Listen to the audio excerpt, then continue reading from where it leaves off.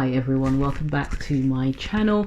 If this is your first time here, then you are so welcome to the Fhab Life. My name is Ty Brown and I created this channel, the Fhab Life, really as a little hub and a little platform to just enjoy, embrace and indulge in all things fashion, health, hair and beauty. So if you love any or all of those things, then do please subscribe to this channel. Thank you if you've recently subscribed. I really appreciate it, and if you're still thinking about it or you haven't yet subscribed or it's your first time here, then I really would appreciate it if you hit that subscribe button, hit that notification bell and like this video, which is all about productive things to do in quarantine.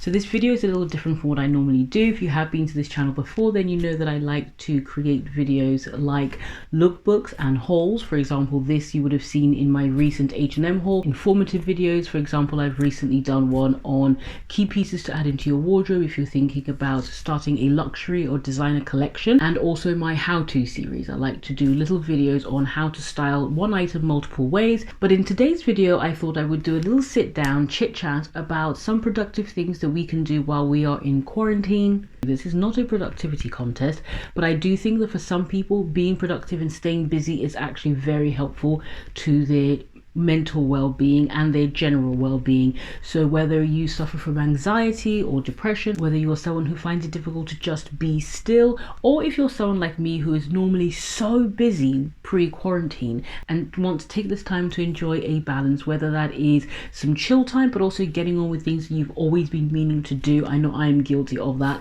just never feeling like I have enough time in the day. So I'm embracing and absolutely loving this time to really get on and do those things. Now I appreciate we're all at home and some people are actually still working and some people are not. I am in both camps because I have got a little bit more time on my hands now and I have got a young child at home, but I am also still working because one of the things that I do is actually running a hair extensions company. So I am currently doing that from home. That is something that I'm doing that still keeps me busy. I'll leave details for that down in the description box, and it's anything and everything from tape extensions to nano bonds and wigs and frontals and closures and all sorts. These are clip-ins that I've actually got in right now. I actually really like clip-ins because they're such a great way to add length and volume to your natural hair. We do them in straight and curly and kinky, different textures, Indian, Brazilian. Anyway, I'm not going to get into all that now. If that is something that you're interested in, I'll just leave the details down below. That is not what this video is about, so I'm going to get on. I have actually done a morning routine in quarantine. I'll link that up in the iCards as well,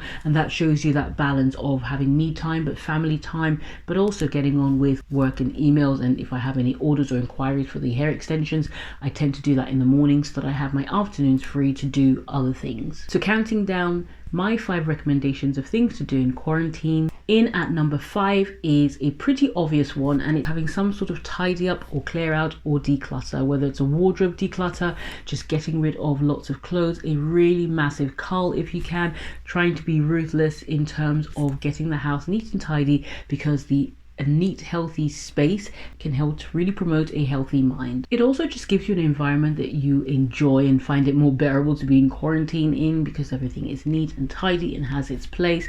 It can be a great way to just supplement your income at this time. For example, just selling some of your items on eBay or Depop or Gumtree. If you have lots and lots of beauty products that are not expired, you could put together a little care package or beauty package for key workers in your area, whether it's NHS workers, nurses, doctors, that sort of thing, perhaps even to a women's shelter as well. One of the things I've been doing is finally getting around to organizing my jewelry collection. I ordered these grey jewelry trays from Amazon. I do have an Amazon haul video coming up soon because I'm loving lots and lots and lots of things from Amazon.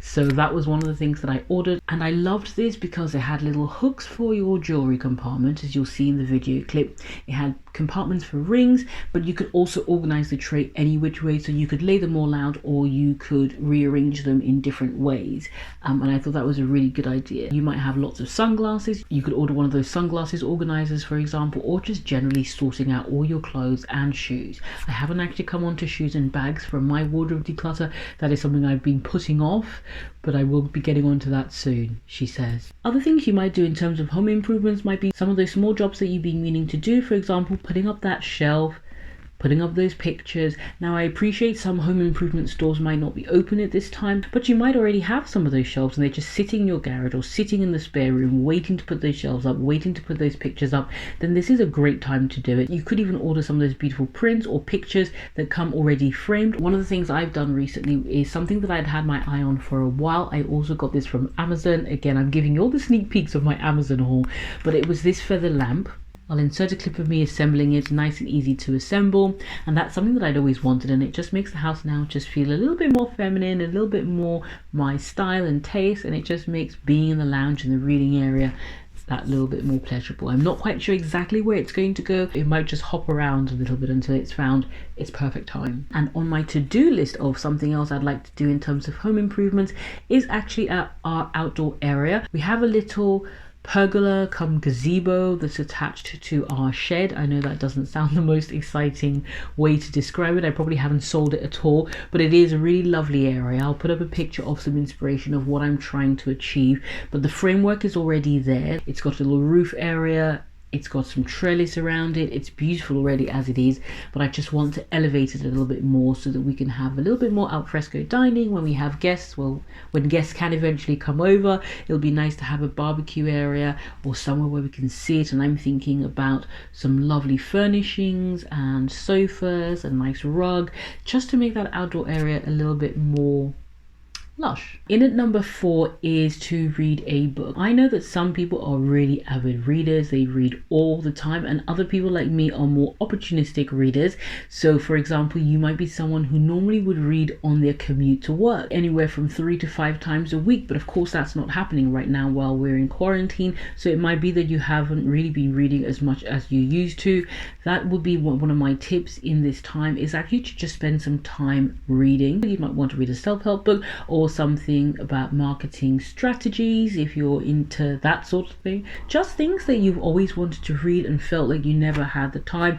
This would be a great opportunity to do that. Or it might just be a novel. It might be a novel that you read once and loved and want to revisit that again, or just a novel that's come highly recommended. In these times, there's so much going on in the outside world. It is absolutely lovely to just lose yourself into another world, spend that time getting lost in that book. The book that I'm loving at the moment is The Secret. I'm sure a lot of you know about The Secret. It's all about manifesting positive things into your life, into the universe. I actually heard about this book first from one of my favorite YouTubers. Her name is Josie. I'm sure a lot of you know Josie, or Fashion Mumbler as her channel is called, and she mentioned this ages ago.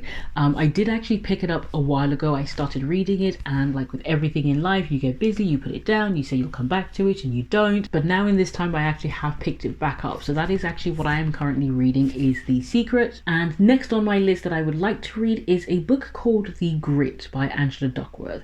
Has anyone actually read that book? Would you please comment down below what your thoughts are? I know that it's about success and passion. That is next on my list. Is that something that's worth getting? Would you recommend it? Let me know in the comments down below.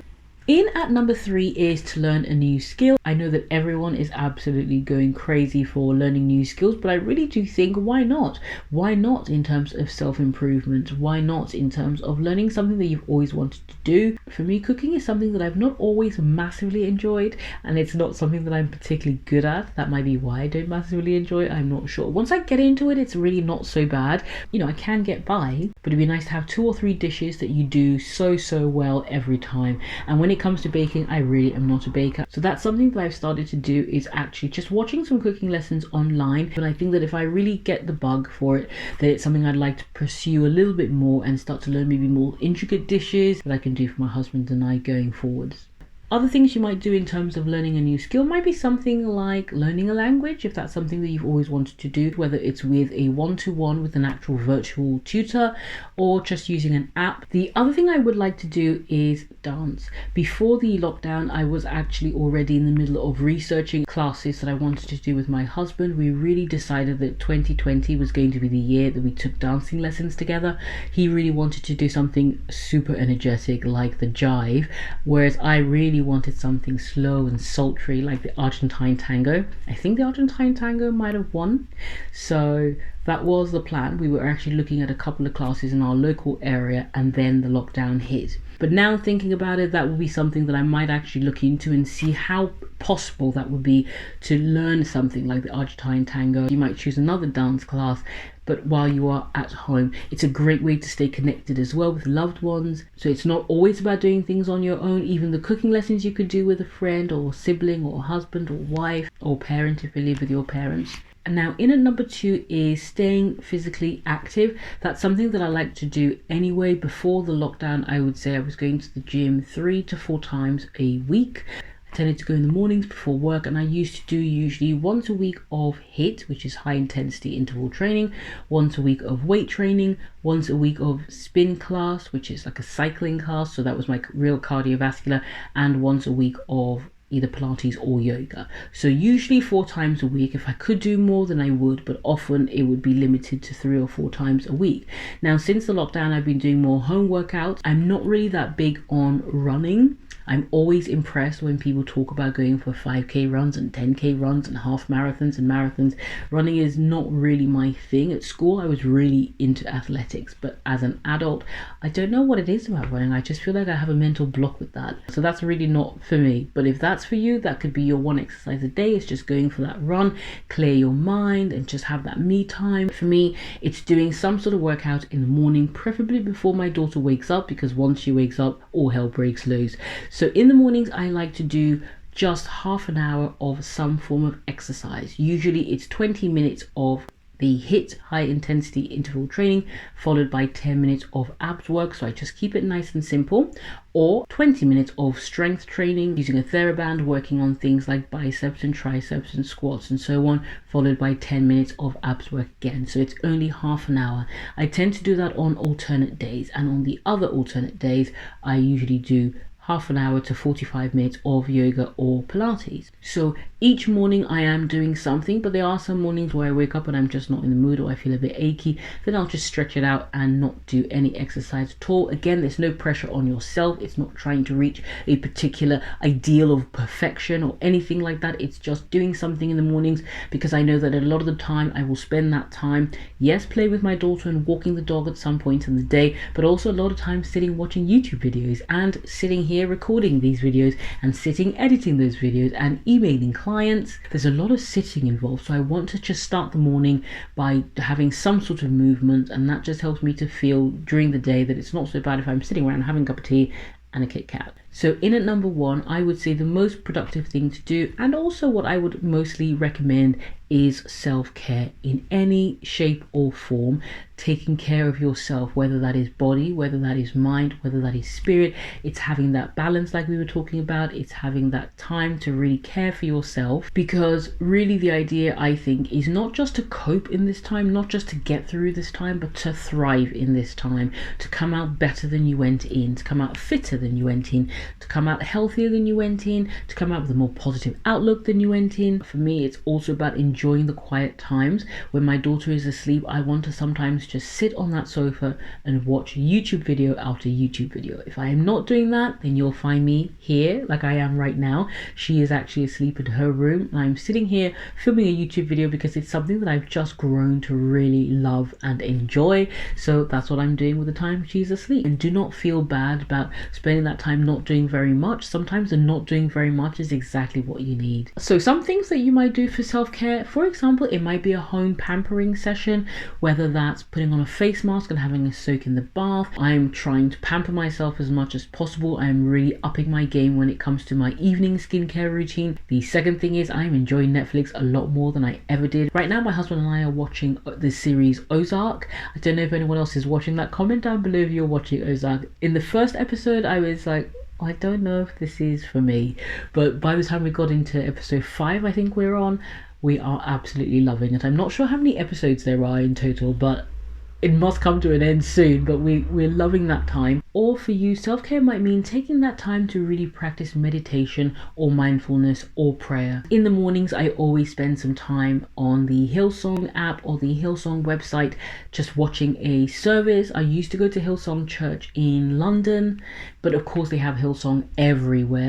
You might be part of the Hillsong family. Hi. I find it really helpful to spend my mornings just tuning in to Hillsong. Obviously on Sundays they have actual online services, but every morning I make sure to just listen to one of the previous services. So it might be one from Hillsong London. Sometimes I'll switch it up and I'll listen to one of the ones from Hillsong Australia, just tuning into that and being still, having some quiet moment for prayer again before my daughter wakes up, and then my morning can start. So that is my self-care routine. It's taking that time for prayer and quiet time in the morning, a little bit of YouTube in the day, some Netflix in the evening, and definitely my home pampering in the evenings as well. So my loves, those are my top 5 tips and recommendations for having a more productive, or should we say a more balanced time in quarantine, like we said, so that we can thrive in this time and not just survive in this time. I hope you enjoyed this video. It is a little bit different from what I normally do. If there are any tips that I haven't mentioned in this video that you would recommend to the other fab dolls, as I like to call us, then please leave a comment down below. Do keep taking care of yourself and do stay well. Thank you so much for watching, and I'll catch you soon.